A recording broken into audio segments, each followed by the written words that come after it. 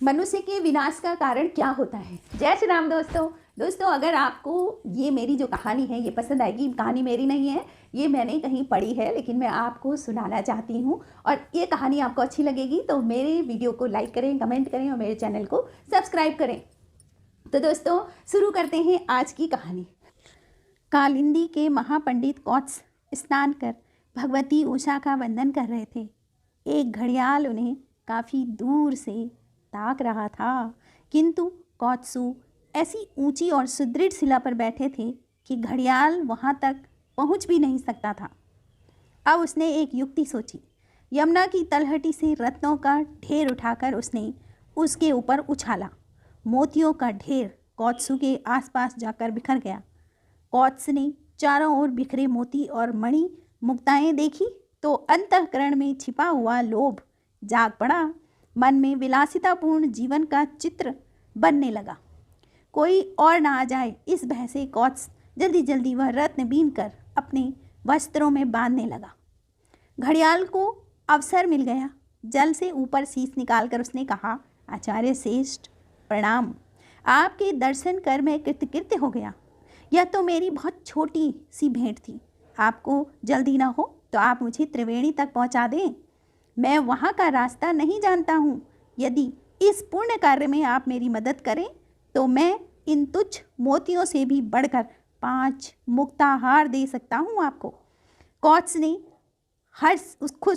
कौत्स के हर्ष का ठिकाना ना रहा। उन्होंने घड़ियाल का प्रस्ताव एकदम जल्दी जल्दी स्वीकार कर लिया। वह त्रिवेणी तक ले चलने को सहमत हो गए। क्षणिक लोभ और लालच ने उनका विवेक भी नष्ट कर दिया। घड़ियाल ने उन्हें सादर पीठ पर बिठाया और वहां से चल पड़ा। अभी वह 100 गज चलकर बीच धार में पहुंचा ही था कि उसे हंसी आ गई।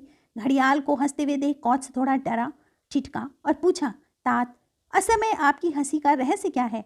घड़ियाल एक बार विवश हंसी हंसा जोर जोर से और फिर दार्शनिक सी मुद्रा में एकदम शांति से मुद्रा बनाकर बोला, आचार्यवर, आप जीवन भर दूसरों को उपदेश देते रहे कि विनाश सांसारिक आकर्षण के रूप में आता है, क्षणिक तुष्टि भी प्रदान करता है, पर एक बार मनुष्य को अपने शिकंजे में पा जाने वाली वासनाएं मनुष्य को वहां ले जाती हैं जहां सिवाय विनाश के कुछ नहीं होता। दूसरों को उपदेश देने के बावजूद भी आप यह तथ्य न समझ सके कि आज एक लालच ने ही आपका सर्वनाश कर दिया। यानी कि पर उपदेश कुशल बहुतेरे, यह कहकर उसने कौत्स को उछाला और एक ही क्षण में उदर में भर दिया।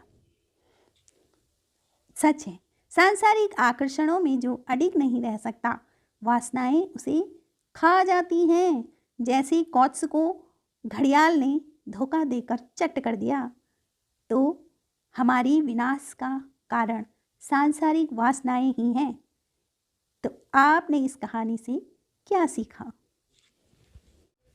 तो दोस्तों, सच बात है कि जो सांसारिक आकर्षण है और ये मनुष्य को विनाश की ओर ले जाते हैं। अगर वो उस घड़ियाल की उन मोतियों में आकर्षित नहीं होता तो कौत्सु का जीवन खत्म नहीं होता। तो मनुष्य के लिए यदि जो ये सांसारिक आकर्षण है, वासनाएं हैं, यही असल में उसके विनाश का कारण है।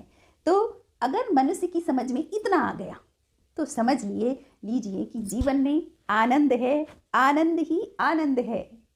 तो दोस्तों, आपको कहानी कैसी लगी? आप मेरे चैनल को सब्सक्राइब करें, वीडियो को लाइक करें और कमेंट जरूर करें।